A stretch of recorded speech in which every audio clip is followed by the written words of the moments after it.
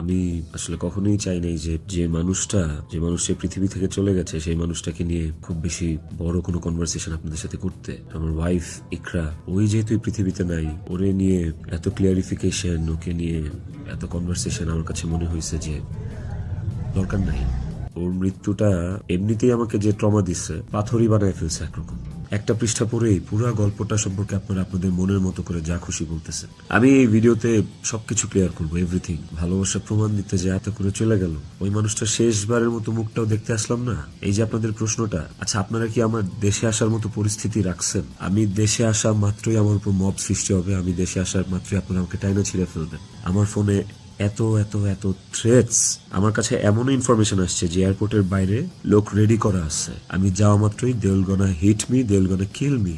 এখন যদি আমিও মারা যাই, রিজিকের মার কাছে চলে যাই, রিজিকের কি হবে? রিজিক তার বাবাকেও হারান, এই ছেলেটার কি দোষ? এই ছেলেটা বড় হবে না? বাপ, ওই বাপের অভাব কিভাবে পূরণ হবে তাইলে? মাও থাকবে না, বাপও থাকবে না? আপনারা এটা চান? আমার ইকরার শেষ মুখটা আপনারা আমাকে দেখতে দেন নাই। আমার ইকরার শেষ মুখটা ইকরার পরিবার আমাকে দেখতে দেয় নাই। 16 বছর সংসার করছি, 16 বছর একটা শত্রুর সাথেও যদি কেউ এক ছাদের নিচে থাকে, সে মারা গেলে তার চেহারাটা দেখার জন্য ছটফট করে মানুষ। আর আমার বউ ছিল, আমি ভালোবাসা তার বিয়ে করছি, ওই মানুষটা মারা গেছে, তার শেষবারের মতো তার চেহারাটা আমি দেখবো না? টক্সিসিটি একটা বিষয়। আমাদের রিলেশনশিপটা অনেক আগে থেকেই টক্সিক ছিল, অনেক আগে থেকে টক্সিক ছিল। তিথির সাথে পরিচয় হওয়ার আগে থেকেও টক্সিক ছিল, অনেক আগে থেকে আমার কাছে ডিভোর্স চাইতো, কিন্তু আমি কোনোদিনই ওকে ডিভোর্স দিতে চাইনি, তালাক দিতে চাইনি। আমার একটাই কথা ছিল যে আমি সংসার করব, কারণ আমি নিজে একটা ব্রোকেন ফ্যামিলি থেকে বড় হওয়া ছেলে। আমি যখন ক্লাস 5 বা 6 পড়ি তখন আমার বাবা মার মধ্যে ডিভোর্স আর সেপারেশন হয়। আমি খুব ভালো করে ফিল করছি, আমি নিজে ফিল করছি যে একটা ব্রোকেন ফ্যামিলিতে একটা সন্তান কোন ধরনের ইনকনভিনিয়েন্স, কত ধরনের সমস্যা ফেস করে, তার মেন্টাল স্টেট কেমন হয়। আমি কোনোদিনই চাইনি রিজিক এই সাতটা পাক। আমি কোনোদিন চাইনি যে রিজিক ব্রোকেন ফ্যামিলির বাচ্চা হোক, বেবি হোক, বা ও আমি যে কষ্টটা ফিল করছি আমার লাইফে, এই কষ্টটা সেম কষ্টটা রিজিক ফিল করুক, এটা আমি কোনোদিনই চাইনি। এই কারণে আমি অলওয়েজ, আমার মধ্যে ট্রমাটা ছিল যে আমি কোনোদিন ওর কাছে বলি নাই যে আমি ওকে ডিভোর্স দিব, আমি ডিভোর্স দিতে চাই। আমি অলওয়েজ ওর সাথে সংসারই করতে চাইছি। স্ক্রিনশট দিব, আপনারা দেখতে পাবেন। ইকরা শুরু থেকেই, আমাদের সম্পর্কের শুরু থেকেই অনেক সন্দেহপ্রবণ ছিল, আর এই সন্দেহপ্রবণতার কারণে আসলে আমাদের সম্পর্কটা টক্সিক হয়ে গেছিল। এই টক্সিসিটির মধ্যেও আমরা আসলে সংসারটা চালায় যাচ্ছিলাম। এই যে মানুষটা চলে গেল আমাদেরকে রেখে, এই যে মানুষটা মারা গেল, ওরে নিয়ে আসলে আমার কতটুকু বলা উচিত আমি আসলে জানি না। সময় চলে আসছে, অনেক কিছু আপনাদেরকে আসলে জানানো উচিত, আপনাদেরকে জানাইতে হবে। আমার ওর কিছু বদভ্যাস ছিল, আসলে ওকে আরো ক্রেজি করে ফেলছে। এমনি তো বাইরের মানুষ থেকে ট্রিগার্ড হইতো, ওই জিনিসগুলো ওকে আরো পেয়ে বসতো। আর এই বিষয়গুলো আসলে আমি জাস্ট মুখের কথা বলতেছি না, আমার কাছে প্রমাণ আছে। ইভেন আমি আপনাদেরকে এগুলো সব শেয়ার করব পরের ভিডিওতে। ইকরা ট্রিগার্ড হয়েছে, কিন্তু সেটা আমি করি নাই। ইকরা ট্রিগার্ড হয়েছে আমারই কিছু ভাই ব্রাদার, কিছু কাছের মানুষ, যারা ওর আমার দুইজনেরই কমন সার্কেল, যাদের সাথে ইকরার আমি দুইজনই খুব ইন্টিমেট ছিলাম। ওরা ডে বাই ডে ওকে ট্রিগার করে করে আজকে এই জায়গায় নিয়ে আসছিল। এই মানুষগুলা তো থার্ড পার্সন আমার জীবনে। একটা সংসার তখনই টক্সিক হয় যখন বাইরের মানুষরা ওই সংসারের মধ্যে ইনভলভ হওয়া শুরু করে, বাইরের মানুষগুলা ওই সংসারে হাজবেন্ডকে বা ওয়াইফকে ট্রিগার করা শুরু করে। এই মানুষগুলা সম্পর্কে আমি পরে অন্য একটা ভিডিওতে হয়তো বলবো, মনে করে আমার সংসারে ইন্টারফেয়ার করছে, তাদেরকে নিয়ে পরে কথা বলবো উইথ প্রুফ। কিভাবে বলেন যে আমার ইকরাকে আমি মেরে ফেলছি? ইকরাকে এইসব মানুষ মেরে ফেলছে, এরা মেরে ফেলছে ট্রিগার করতে করতে। যেখানে একটিবারের জন্য আমি ওকে কোথাও বলি নাই যে আমি ওর সাথে থাকবো না। আমার পুরো কনভারসেশনে আমি কখনো ওকে গালিগালাজ করি নাই, আপনারা সেটা পাবেন না। বরঞ্চ ও আমাকে অনেক গালিগালাজ করছে, অনেক উল্টাপাল্টা কথা বলছে, অনেক থ্রেট দিচ্ছে, অনেক কিছু করছে। আমি ট্রিগার করি নাই। আমি অন্তত চাই নাই যে আমার কাছে ইকরা শুধু আমার ওয়াইফ ছিল না, আমার কাছে এত টক্সিসিটির পরে এসেও ইকরা আমার কাছে আমার সন্তানের মা ছিল। ইকরার মৃত্যুর আগে ওর ভিডিও কলে ও এমন কি দেখছে বা আমি এমন কি বলছি ভিডিও কলে যে কারণে ও বাধ্য হয়েছে সুইসাইড করতে। আপনাদেরকে যে স্ক্রিনশটটা দিব, ওই স্ক্রিনশটটাতে আপনি নিচে গেলে দেখতে পারবেন যে একটা কনভারসেশনের পরে ওর সাথে আমার একটা 22 সেকেন্ডের ভিডিও কল।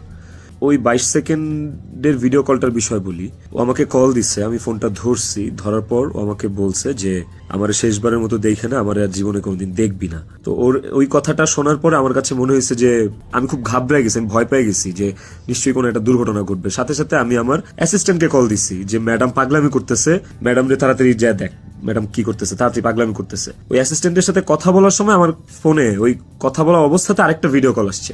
অ্যাসিস্ট্যান্টকে আমি হোয়াটসঅ্যাপে কথা বলতেছিলাম, মেসেঞ্জারে আমার কলটা, ভিডিও কলটা আবার আসছে ইকরার থেকে। তো অ্যাসিস্ট্যান্টের সাথে কথা বলতে বলতে ওই কলটা রিসিভ করতে পারি নাই। অ্যাসিস্ট্যান্ট ততক্ষণে ম্যাডামের ওখানে গেছে, আর আমার কলটা যেহেতু আমি ধরতে পারি নাই, তারপর আমি অ্যাসিস্ট্যান্টের সাথে কথা শেষে আমি নিজে কল ব্যাক করছি।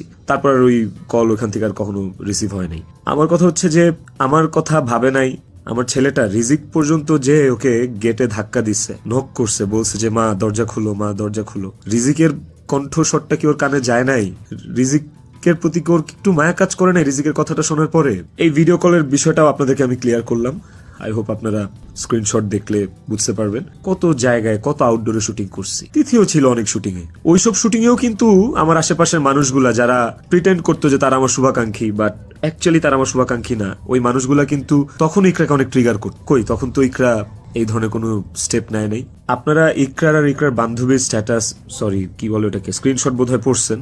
ওখানে কিন্তু ইকরা নিজেই স্পষ্ট লিখছে যে ও এইসব মানুষের কথাবার্তা নিতে পারতেছে না। গত 3 বছর ধরে ও এইসব মানুষের ট্রিগার আর সহ্য করতে পারতেছে না। ও নিজের কথা ও নিজে লিখছে, আপনারা পড়ছেন।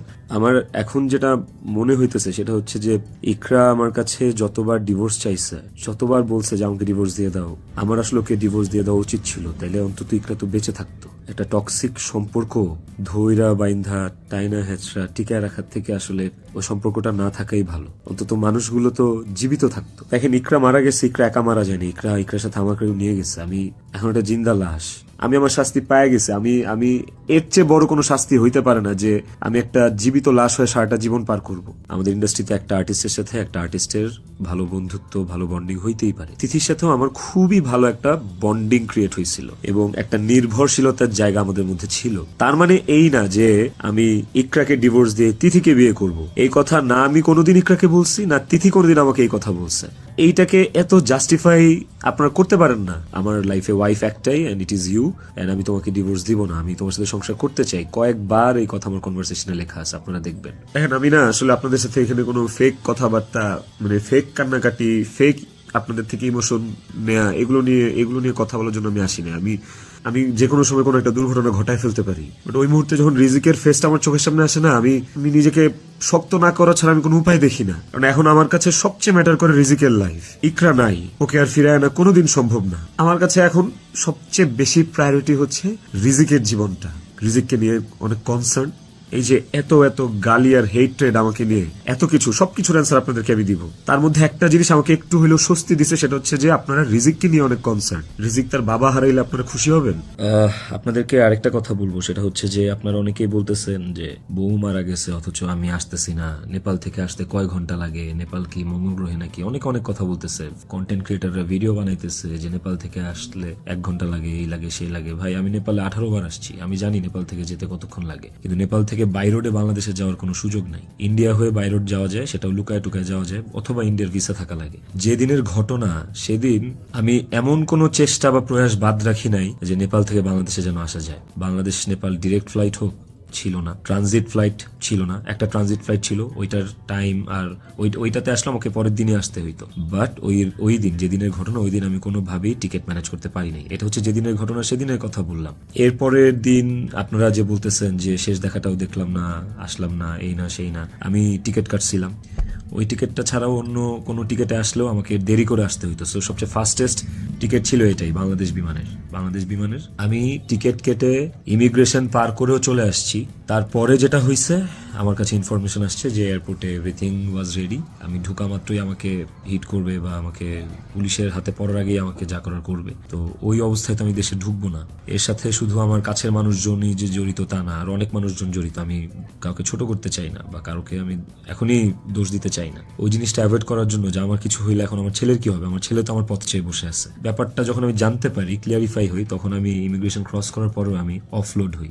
আর যারা বলতে চাচ্ছেন যে আমি আসি নাই, আমার আসার ইচ্ছা নাই, দেখার ইচ্ছা নাই, খুবই বুলশিট কথা এবং ভুল কথা। যার সাথে আমি 16 বছর কাটাইছি, যারা আমি ভালোবেসে বিয়ে করছি, তার শেষ মুখটা আমি দেখতে আসবো না, এটা শুনতে পাইলেও বা এটা শোনার পরও আসলে আমার কলিজাটা কাঁপা ওঠে, আমার ছটফট করে। আমি যখন আপনাদের রিলস দেখি, আমি যখন আপনাদের ভিডিও দেখি যে কবরে শোয়ানো হচ্ছে, কবর খোঁড়া হচ্ছে, লাশের গাড়ি যাচ্ছে, ভাই আমি ঠিক থাকতে পারি না।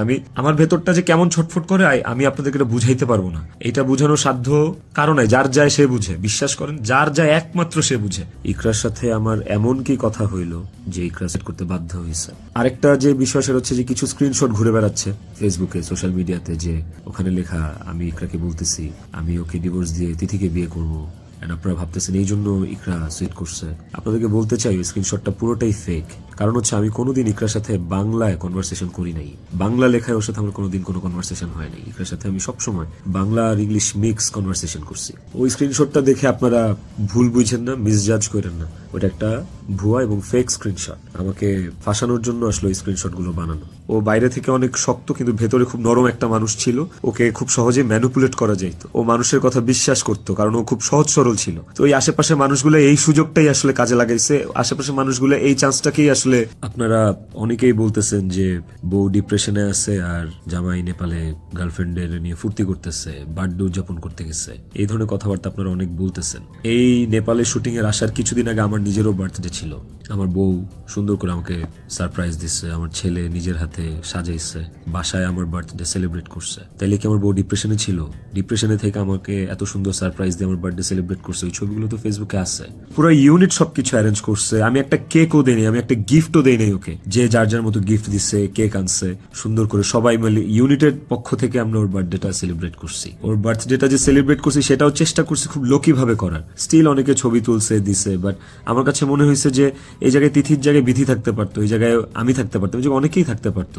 এই নেপালে শুটিং এ আসার কিছুদিন আগে আমার জন্মদিন ছিল, তখন আমি একটা শুটিং এ ছিলাম। সেই শুটিং এ আমার জন্মদিন কেক কেটে উদযাপন করছে সেটে। তো আপনারা কি বলবেন যে আমার জন্মদিন উদযাপনের জন্য ওই দিন শুটিং রাখা হয়েছে, শুটিং করা হয়েছে? আর নেপালের মতো একটা আউটডোর শুটে এমনি যাওয়া যায় না। একটা আউটডোর শুটের অনেক প্ল্যান লাগে, যেটা 1-1.5 মাস আগে থেকে করা লাগে। যে আউটডোর শুটের স্ক্রিপ্ট থাকা লাগে, অনেক কিছু আছে। দীর্ঘদিন একসাথে কাজ করার কারণে, একসাথে স্ক্রিন শেয়ার করার কারণে বিশ্বাস করেন আমার দম বন্ধ হয়ে আসে, আমার নিঃশ্বাস বন্ধ হয়ে আসে।